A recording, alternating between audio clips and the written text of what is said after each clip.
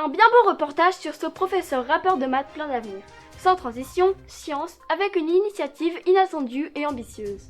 En effet, une jeune fille nous venant tout droit d'une petite commune de la Manche s'est lancée dans un projet un peu fou. Bonjour Louisa, merci d'avoir accepté notre invitation. Bonjour Laurette, bonjour Chloé, merci de m'accueillir sur votre plateau. Comme nous le disions, vous venez donc de l'AEPNL dans la Manche, et vous êtes là pour nous parler de votre projet qui est très intéressant.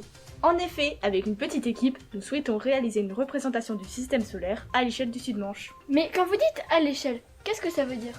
Tout bêtement, que nous allons construire un système solaire, mais nous allons réduire toutes les tailles 232 millions de fois. 232 millions de fois ? Mais en réduisant autant sa taille, comment on pourra le voir ? Sans aucun problème, avec cette valeur, le Soleil fait précisément 6 mètres de diamètre. Et la planète la plus éloignée, Neptune, sera pratiquement à 20 km. Je comprends. Et comment vous est venue cette idée ? Eh bien en 2016, dans le collège où je fais mes études, il y avait une maquette de système solaire dont les échelles n'étaient pas cohérentes, les distances ne respectaient pas les tailles. Nous voyons d'ailleurs actuellement une de vos premières maquettes. J'imagine que cela ne vous plaisait pas. Bien sûr que si, c'était déjà une réalisation d'une grande qualité, mais je pense qu'il est possible de refaire, mais à l'échelle cette fois. Et donc vous ambitionnez de réaliser un projet d'une 40aine de kilomètres de diamètre ? C'est ça. L'idée serait de placer ces planètes dans des lieux en rapport avec l'éducation, tels que des écoles. Par exemple, nous souhaitons placer le Soleil à l'entrée du collège, pour en faire pourquoi pas un planétarium. Nous voyons d'ailleurs actuellement un de vos dessins de travail.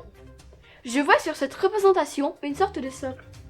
Oui, là où nous placerons les planètes, nous construirons un socle pour accueillir la maquette de la planète. Nous y indiquerons quelques informations basiques, ainsi qu'un QR code renvoyant les curieux vers un site internet.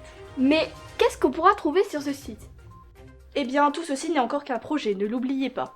Mais probablement quelques articles, dont certains rédigés pourquoi pas par des élèves d'école, peut-être une courte vidéo de présentation de la planète, l'emplacement des autres planètes, quelques informations touristiques sur l'endroit où vous êtes, etc.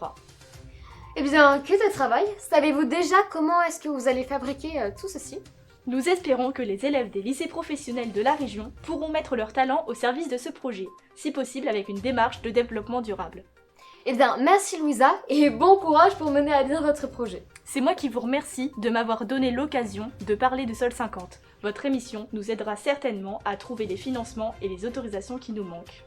Et espérons que votre soleil au collège l'attire dans toute la Normandie. D'ailleurs, poursuivons notre programme avec la météo.